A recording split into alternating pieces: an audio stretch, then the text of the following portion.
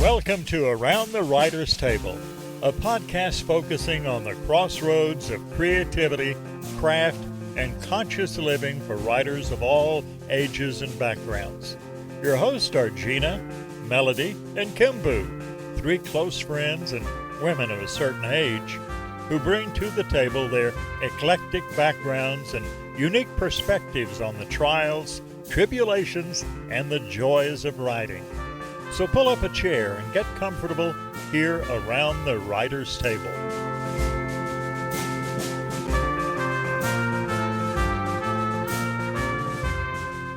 Hey y'all, it's Kimbu, and we are welcoming you back to Around the Writer's Table. We're at episode 29, and What? I know, right? And we're continuing with the creativity quest. We're moving into a new phase on this one, inviting authentic existence. So Gina's going to be talking about that.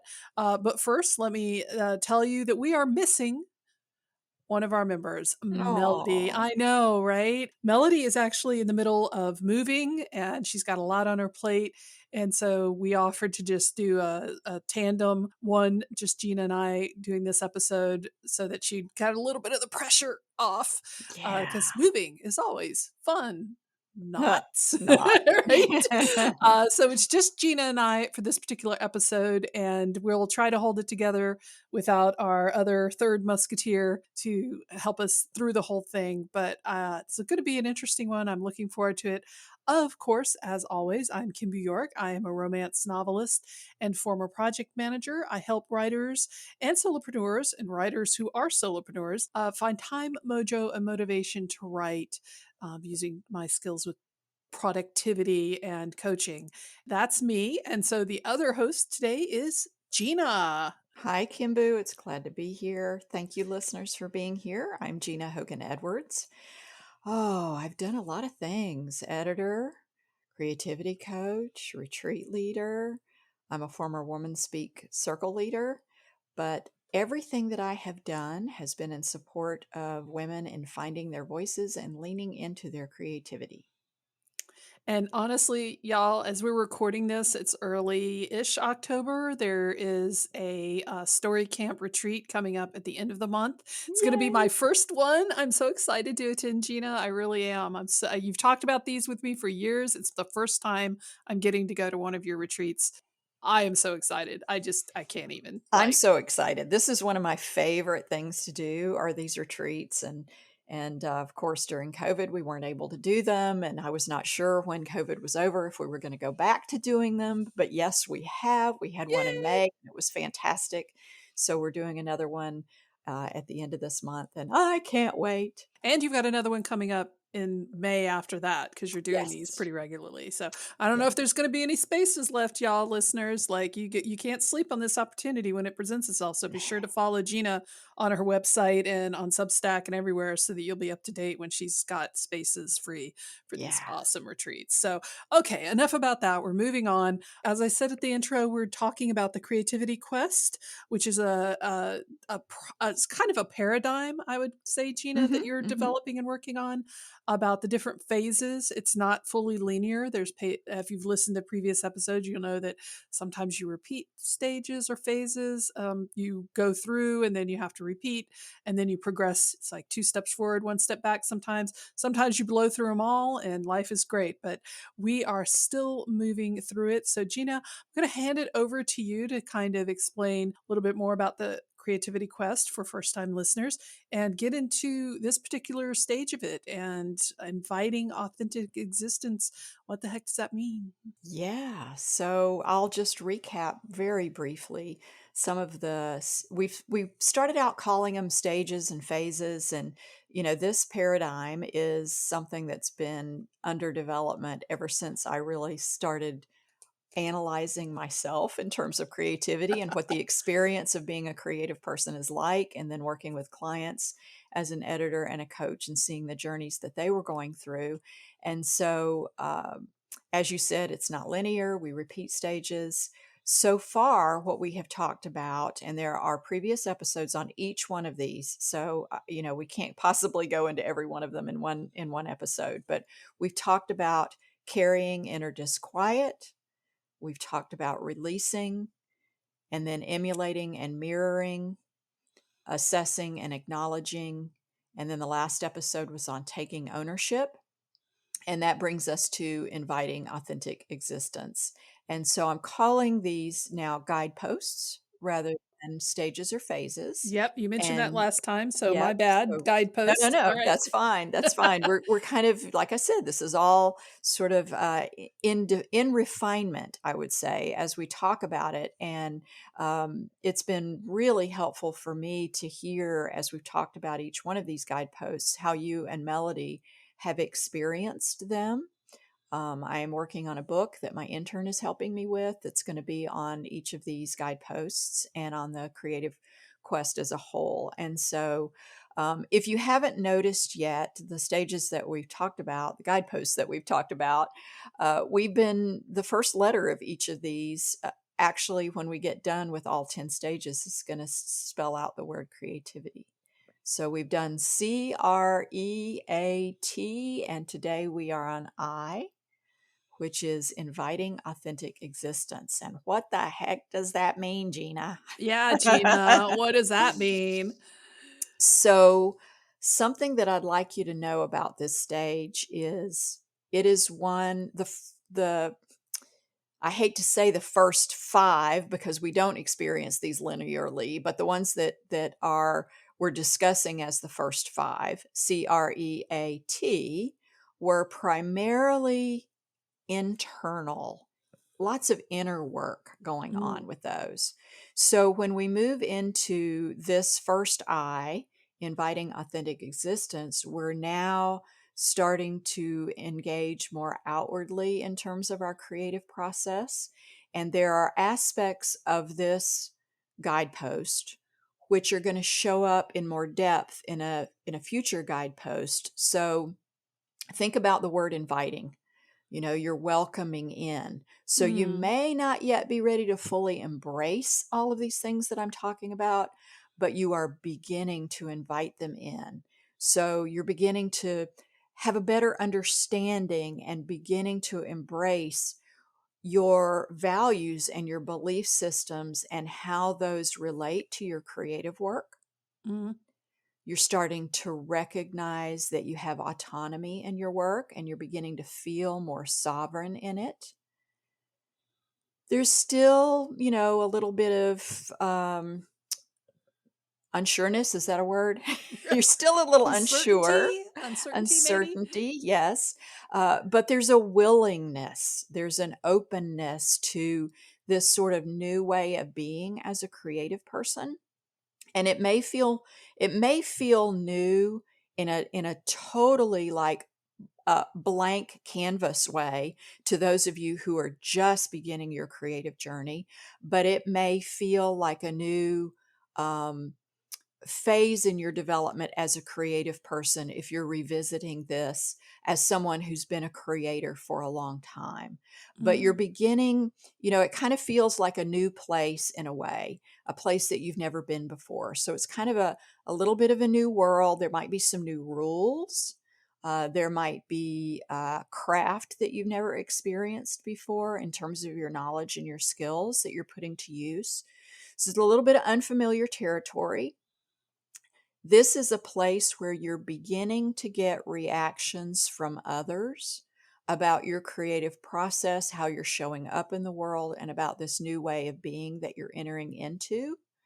And keep that in mind, keep that in the back of your mind for when we talk about the next guidepost in our future episode, because that does feed into what happens when you experience that next guidepost.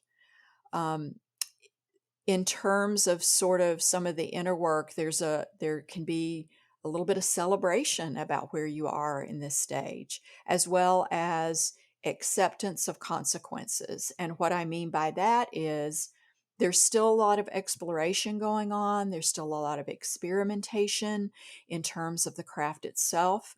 But there are also the possibility of those of you who are seeing you um, enter into this sort of newness, there may be a little bit of judgment around that. And again, that kind of is going to take us into the next phase that we'll talk about in a future episode. But this is kind of this setting the stage. So Mm. tell me, Hmm. Kimbu, Oh no. any of that resonate with you?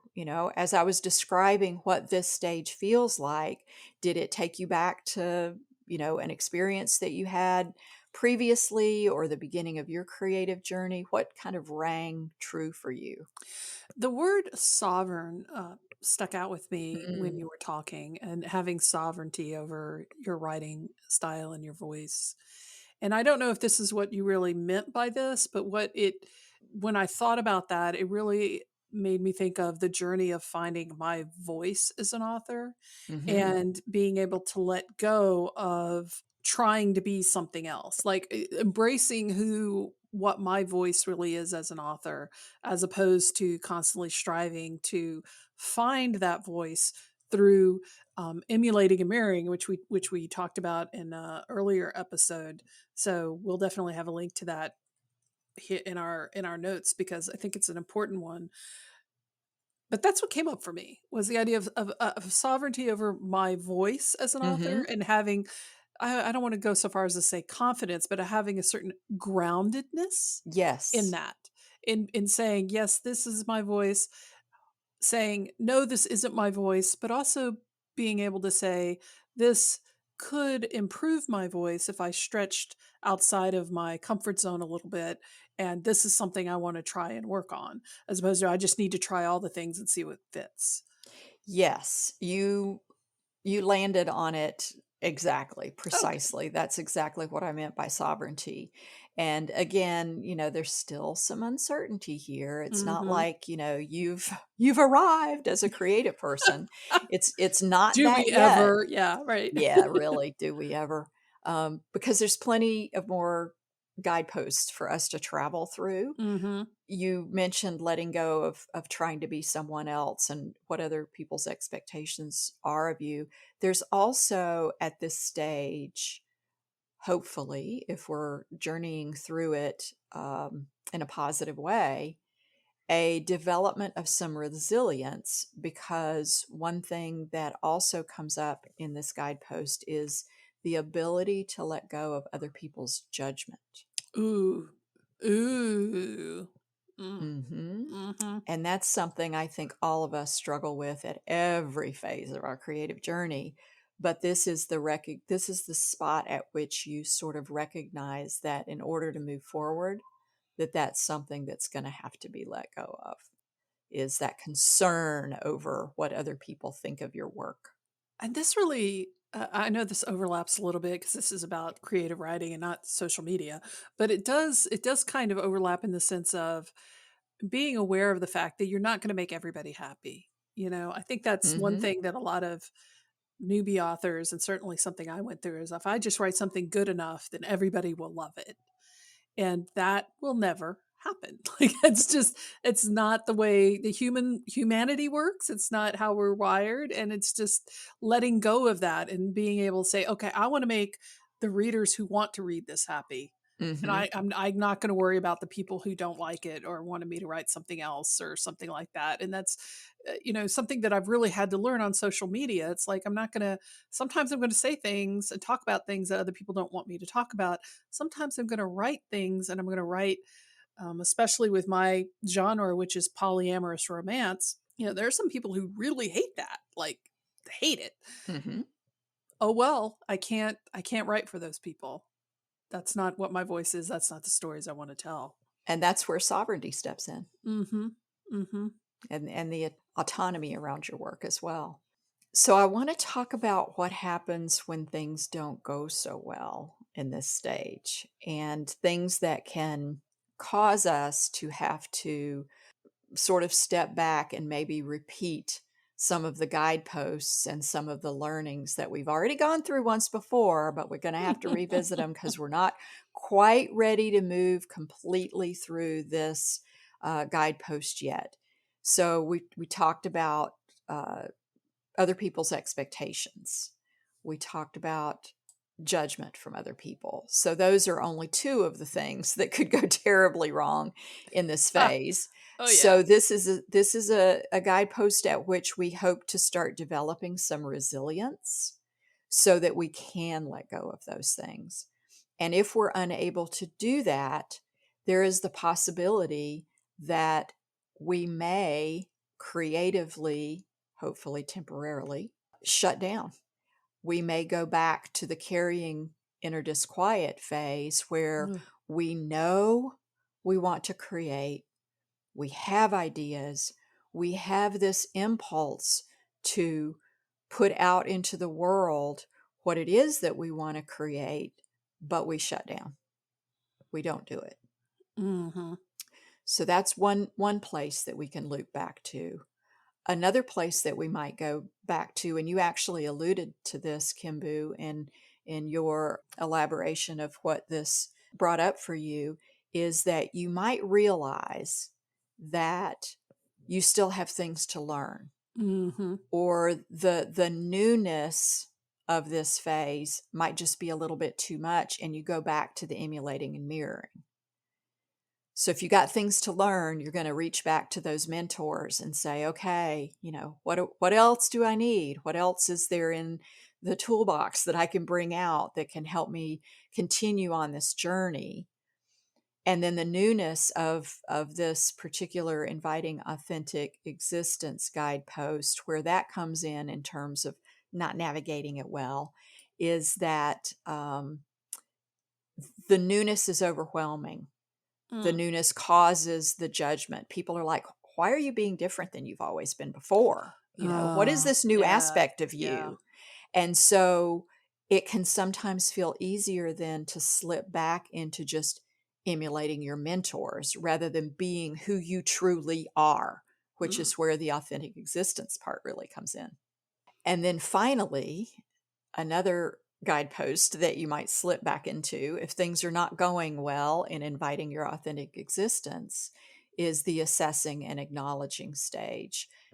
Perhaps uh, your evaluation of where you are and what it is that you want to do are not completely in alignment with either your values or your skill set. And you need to go Mm. back and really take a close look at where are you in this journey and where is it that you want to go next? What is it that you need to do next?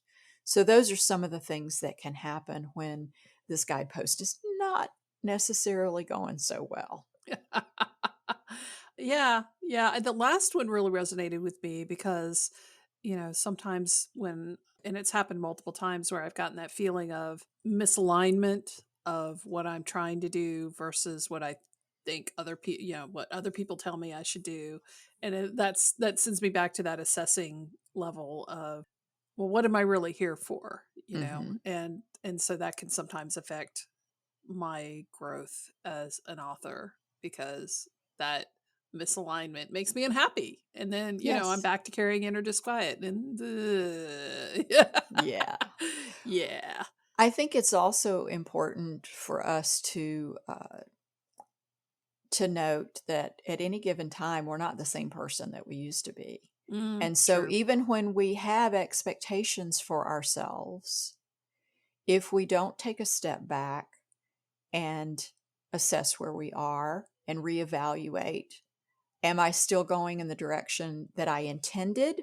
Or does that direction need to change because now I have a whole new skill set, or because I just have different priorities than I used to in my life for all kinds Hmm. of different reasons? Hmm. And that's related to something that we talked about a little bit in a previous episode was we can exist in more than one guidepost at a time. Hmm. And early on in our discussions about the creativity quest, it was hard to get that concept across until we had a little bit of history of what each of the guideposts are about so that you Right. can get this picture of, okay, assessing and acknowledging, that's actually something that I need to dip into periodically. Hmm. And so I may be in a truly like robust productivity stage later on in my journey. And yet I'm still going to assess and acknowledge where is it that I am? And am I going in the place that I want to go? Am I focusing on the things that I want to focus on. And so being able to have not just our feet in two places, but every part of us in different places, an arm here and a leg there and an ear there. We can do that. It's possible. And that's why this is not linear. That's why it's so hard to talk about sometimes and to help uh, creatives get an image of what this journey looks like. When you're talking, I'm really missing Melody right now Yes. because that's what she says a lot about, the seasons of writing with her Soul of the Seasons and her, you know, plant spirit medicine of the five seasons that we move through. It's like, not only do you move through the five seasons physically in reality, but you also exist in all five seasons in different ways and in different parts of your life. And that's one of the things I really liked about the Creativity Quest when you first started talking about it, because so many of the creativity guides out there, and I'm not trying to slam anybody, but I know that a lot of them try to make it very linear. And I Hmm. think that's a comfort zone for a lot of us because we feel like, well, if we just, it's like if we graduate from grade 2, then we get to go to grade 3, and then we get to go to grade, and then eventually we graduate. Yeah. But something like this is just cyclical and multimodal in the sense of being in different guideposts, experiencing and going through different guideposts at the same time.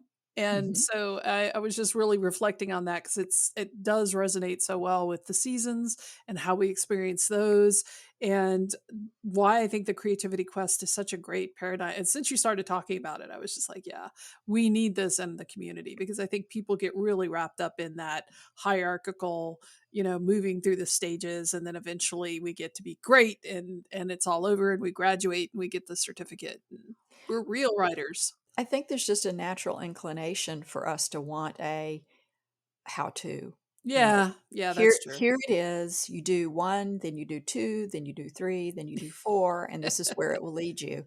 Right. And it would be fabulous if it were that simple and that clear cut, but that is not what the creative process is. And quite Mm, frankly, that's one of the things that I love about it, because there's always the opportunity for continual growth. We mhm. are always in I guess I shouldn't say we are always. I am always in the learning mode when it comes to my creativity. Mhm. Mhm. So, like, I'm gonna throw the question back at you on when you're talking about this and your own personal growth as a writer. What are your experiences with this particular guidepost, good or bad?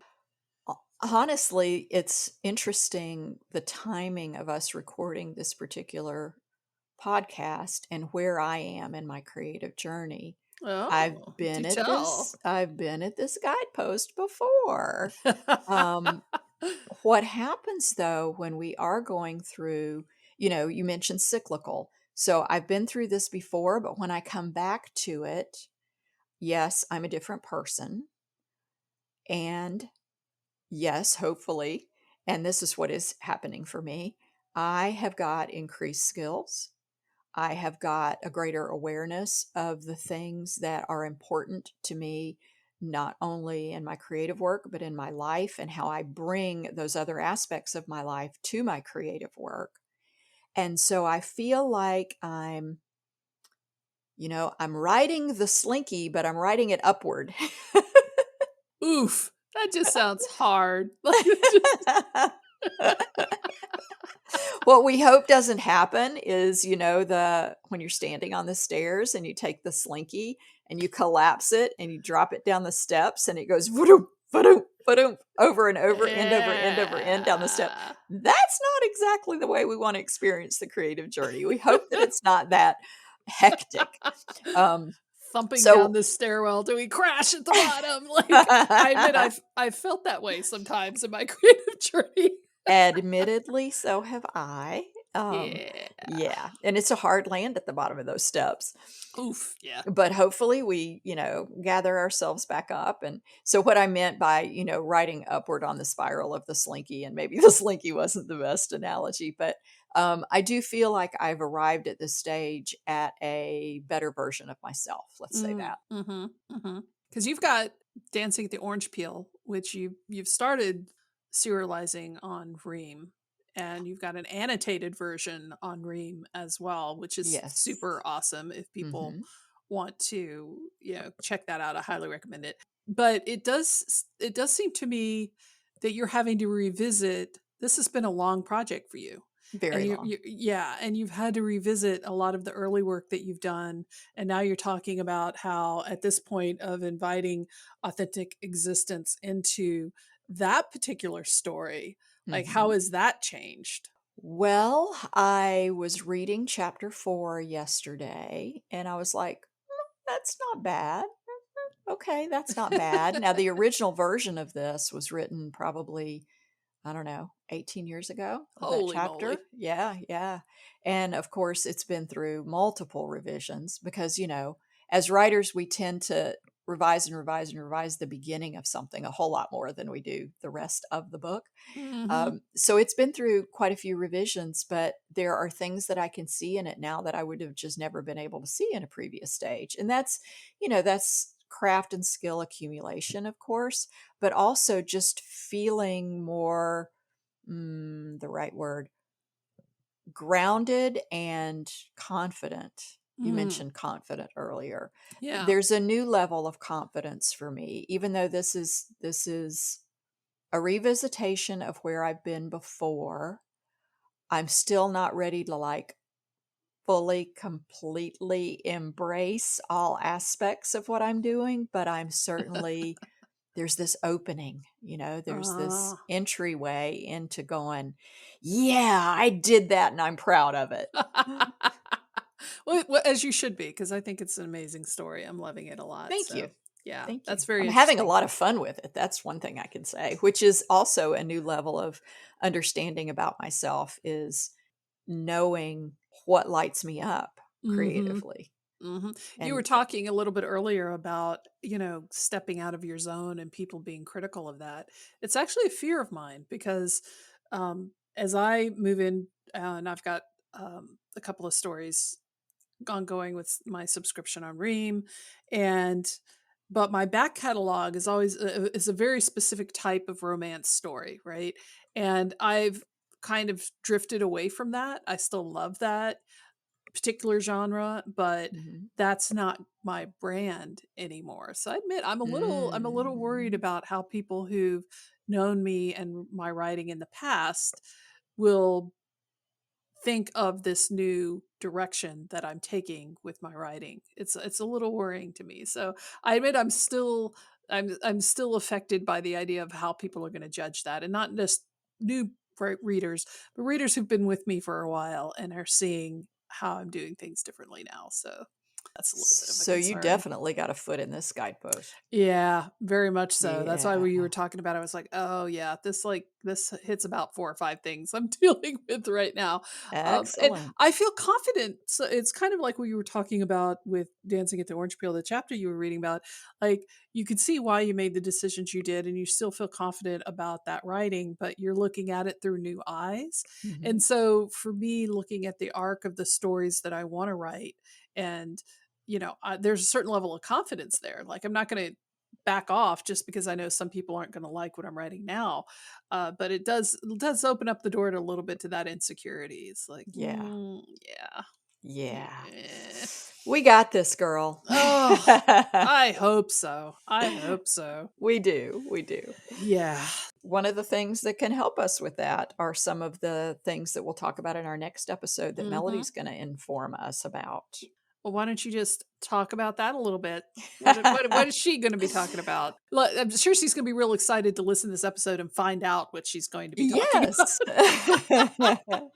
So when we first decided that we were going to talk about the creativity quest, we sat down with Melody and kind of compared, okay, this guidepost sort of relates to this season in a way. Hmm. Hmm. And so what we've been doing is an episode on the guidepost and then follow that up with an episode where Melody fills us in on how that guidepost relates to the 5 seasons of the writing process. And according to my notes from her, she says that it is spring, but that there are also aspects of all seasons within this guidepost. Oh, And we're interesting. just going to have to let her elaborate on that next time.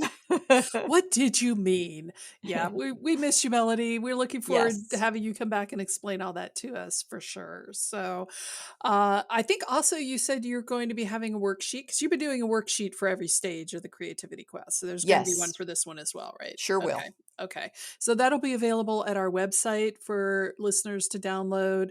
Our website, as Gina always reminds me, I should actually say what the website is. So that's www.aroundthewriterstable.com. That's all one word. We have pages, links for every episode where you can download the worksheets. We also get around to doing transcripts for every episode there, so you can access that. And of course, this episode will be available on all major podcasting apps.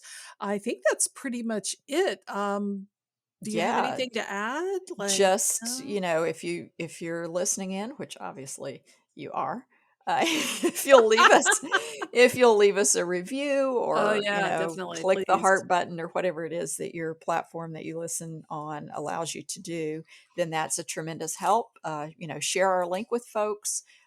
We love having these conversations so that we can support you on whatever your version of the creative journey is. And it is a journey. And we appreciate you listeners going on the journey with us. We will be back again with our third musketeer in tow. And we look forward to moving further along the journey with you. So thank you very much for joining us, y'all. And we will talk to you soon. Bye, everyone. Thanks for joining us around the writer's table. Please feel free to suggest a topic or a guest by emailing info@aroundthewriterstable.com. Music provided with gracious permission by Langtree. A link to their music is on our homepage at aroundthewriterstable.com. Everyone here around the writer's table wishes you joy in your writing and everyday grace in your living. Take care until next time.